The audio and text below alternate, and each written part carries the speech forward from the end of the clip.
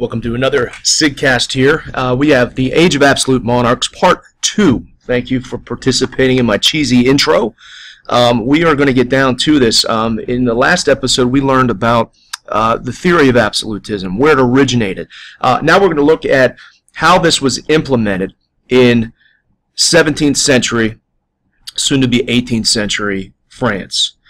So let's take a look at the origins, all right, if you will, of French absolutism. If you remember the 100 Years' War, we learned about that earlier in the year, chapter 11, which included a conflict between England and France.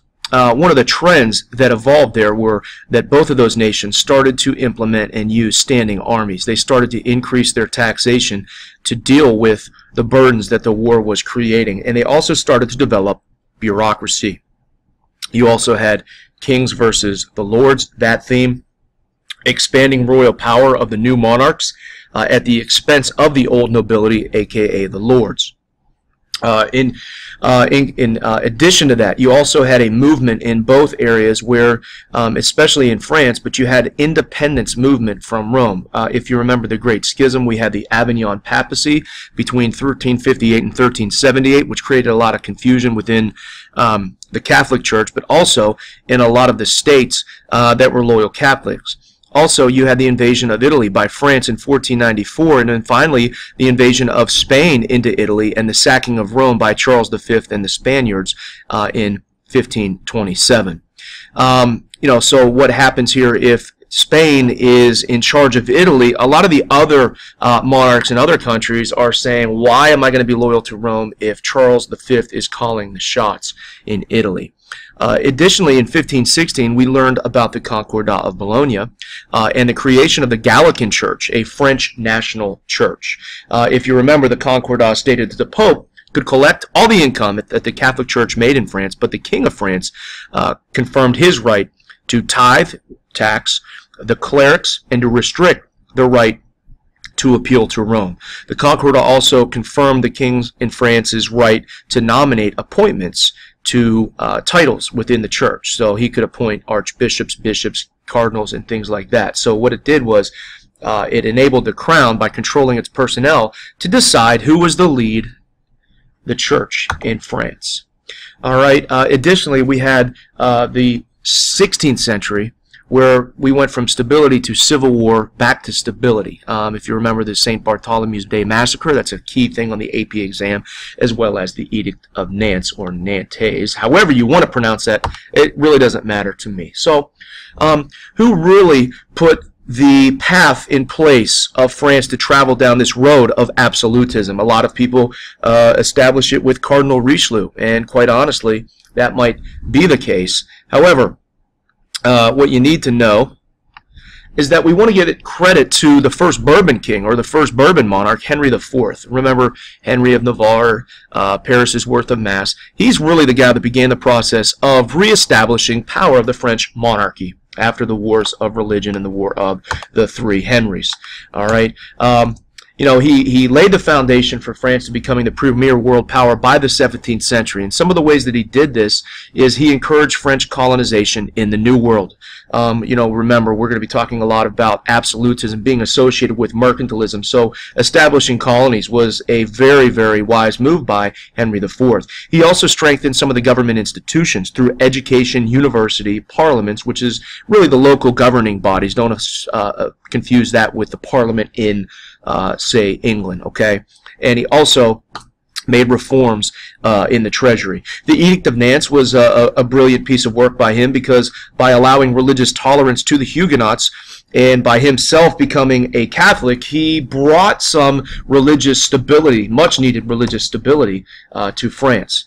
And again, one of the things he did is he weakened the old nobility, the nobility of the sword. Remember, the new nobility we talked about in episode 1, they were called the nobility of the robe. The old nobility, or the nobles of the sword, were prohibited to influence the crown. Okay? So an example of this, of a new noble who influenced a lot of the business of this new French state, or this new Bourbon French state, was a guy by the name of Duke of Sully. All right, so Sully's reforms really paved the way for a lot of the things that we're talking about here under Henry IV. He increased the power of the monarchy in France. First of all, he adopted mercantilism, which the state's role in the economy increased in order to achieve a favorable balance of trade, which we've talked about. He granted monopolies to produce gunpowder and salt and things of that nature, which would make France a lot of money, but also increase and enhance the power of their military capabilities. He encouraged the manufacturing of silks and tapestries. And again, this is part of what we talked about, monopolizing and creating different realms of the business or the economy to make people depend on France for those goods instead of relying on Asia, instead of relying on Italy. They relied on those fine products. They made them themselves. Only the government in France could own and operate mines. Again, very restrictive policies under mercantilism. Another thing that he did was he reduced royal debt, in contrast of Spain, who was drowning in debt. And part of that is the fact that they did establish colonies and they did establish some manufacturing base. If you remember, Spain did not accomplish that. He also reformed the tax system. He made it more efficient and made it more equitable. So it was easier for them to collect taxes, which you needed taxes to build up their bureaucracy and to increase and enhance the power of this absolute state. And he also enhanced infrastructure, which is a good deal even if you're mercantilistic or capitalistic. But he started to pave the way for a nationwide highway system. He linked a lot of canals and with other major rivers. Transportation increases economic capabilities. And he also had a canal that linked the Mediterranean to the Atlantic Ocean. So Sully and Henry concentrated on building back the French economy that had been devastated during the wars of French religion and the civil wars. Thus, he avoided, for the most part, foreign entanglements. So, a summary. The policies of these two gentlemen, Henry IV and his Duke of Sully, promoted both prosperity in the economy and political and financial strength of the monarchy. Now, unfortunately, Henry IV was assassinated by a Catholic monk. This monk was getting revenge on Henry for providing Protestants the right to worship in the Edict of Nantes. Marie de Medici was his second wife. His first wife was the youngest of Henry III's children. She and Henry IV never really hit it off and rarely saw each other, and she provided no children. So he married Marie, a woman 20 years his younger, and his motives may have been financial. The Grand Duke of Tuscany gave him a large dowry in the form of forgiving his debts. But this marriage was also very productive because Marie bore him 5 children in 8 years. So he's dead. He's out of the way. The new king is going to be a young Louis XIII, who was 10 years old. Marie's regency was marked by corruption. Unfortunately, the nobility actually began gaining some power back. The Medici dismissed Sully. Marie de Medici dismissed Sully and left France with no real strong leadership. Louis was encouraged to exile and his mother, with his mother, and assume power. So we have the possibility here of France going back into the toilet, if you will. However, that wasn't going to be the case. All right, Armand Jean du Plessis, who was also known the Cardinal Duke of Richelieu, became Louis XIII's chief minister after Marie was exiled and remained in his post until all the way in 1642. So let's talk a little bit about Richelieu. This is the guy that's going to finish what the Duke of Sully and Henry IV started. He is the architect, okay? He's the architect of French absolutism. He reasserts royal control over the nobility. He destroyed the political privileges of the Huguenots and increased France's power in Europe to a capacity that it had never known. He was a politic. He put affairs of the state of religion over the affairs of religion. An example of that would be in the 30 Years' War, where he funded Protestants and Lutheran kings alike to stick it to the Habsburgs. And he developed and executed policies designed to reassert that royal control over the nobility, destroy the political privileges of the Huguenots, and increase French power in Europe, as I've already stated. With Richelieu versus the nobility, the French nobility had yet to submit or, subordinate to the crown. So, many started to defy the king's authority. They held offices in the military, the government, and church, and their goal was to advance their own individual and class interests. So what's going to happen is Richelieu is going to go after that. He diminishes the influence of the nobility by using the office of the intendant, which is in your reading. All right. These were royal officials who were responsible for centralizing political authority in the hands of the king's governments. These appointees to these offices usually were from the middle class. And again, we talk about loyalty. They were thankful to the crown for their powerful position, and also held disdain. They didn't like the nobility. So, one of the rules of the intendants, who started to really take power, local power, away from the nobility throughout France, one of the rules was you couldn't be an intendant of where your family was from. Okay, so see how they're kind of trying to do away with corruption of the nobility. You had to move. That way you didn't know as many people, you didn't have the political ties, and you were more likely to collect the taxes efficiently because you were loyal to the crown. Additionally, Richelieu, as I said, went after the Huguenots. So in the Edict of Nantes, he granted limited religious toleration. We know that Henry IV granted limited religious tolerance and enabled the Huguenots to establish political power in heavily fortified towns. Not only could they practice their religion, Henry gave them the right to defend themselves, and they did. They had heavily fortified towns. Now, that's a problem if you're trying to establish an absolute state. They didn't like the path that Richelieu was taking France down, so in 1625, several Huguenot noblemen led a revolt against Richelieu.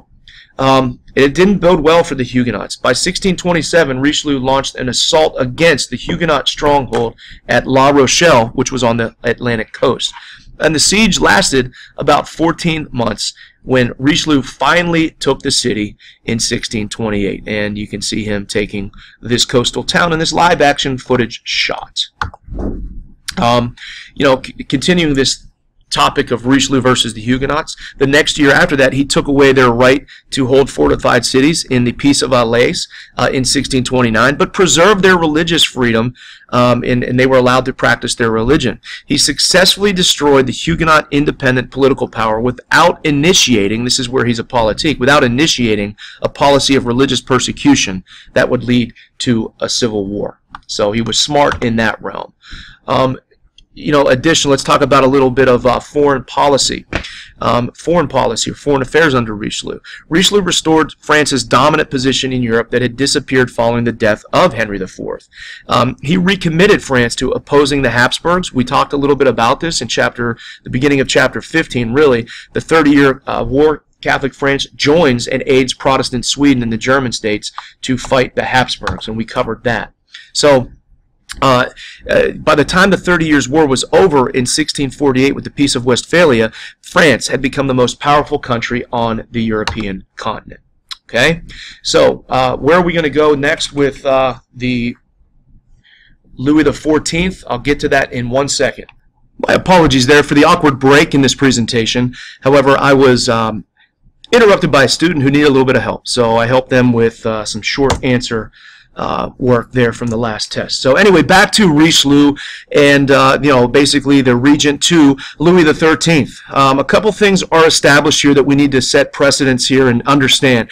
The raison d'etat, which you might want to Pittsburghese that with raison d'etat. Okay, I don't know how that was, but I tried my best Pittsburghese for y'all, and I hope you enjoyed it. But raison d'etat is the reason of state, the reason for the state, and it's an overriding concern, usually the interests of the country's concerns, that justifies political or diplomatic action that might otherwise be considered reprehensible. Okay, like in U.S. history, suspending habeas corpus is like messed up, man. You can't do that. Abraham Lincoln did it during the Civil War, and we learn that in our U.S. history courses. But under absolutism, it's like, dude, you can do this stuff because it's really important to create peace and stability. So raison d'etat, you can override anything if you want to do it. You have total control. The other thing is the relationship with the nobility and the administration and the bureaucracy. We've talked a little bit about the intendants and refers to those holders of public administrative offices. Again, just reviewing here. The intendants were sent to supervise and enforce the king's will in all of the provinces. France is a big country. So the fact that now the king has loyal trustworthy representatives basically governing in the provinces, it gives him jurisdiction over 3 areas: finances, policing, and justice. Again, as I said, because they were from the middle class, they were nobles of the robe, they were loyal to the king. They were appointed by the king, and so this is a symbol of royal centralization and absolutism, if you will. And ironically, the government really does become more efficient and centrally controlled. I'm not saying I'm a proponent of absolutism. I'm just saying after you have a war of 3 Henrys, things need to be cleaned up a little bit. All right. We also talked about the Huguenot policy, La Rochelle, that bastion of Calvinism that were allowed to protect and fortify themselves under the Edict of Nantes. They were viewed as a thorn of the side of the absolute advocate Richelieu and Louis XIII. So raison d'etat, go after them. They besieged La Rochelle and chipped away at the #1 political enemy of the French army and the monarchy. Excuse me. And, coincidentally, we mentioned the Peace of LA.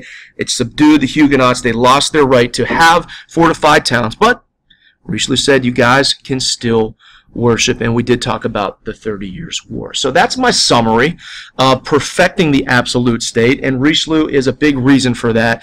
And we'll talk a little bit about Cardinal Mazarin and Louis XIV in the next episode. Boys and girls, I know you can't wait. Thanks for doing a great job. Peace out.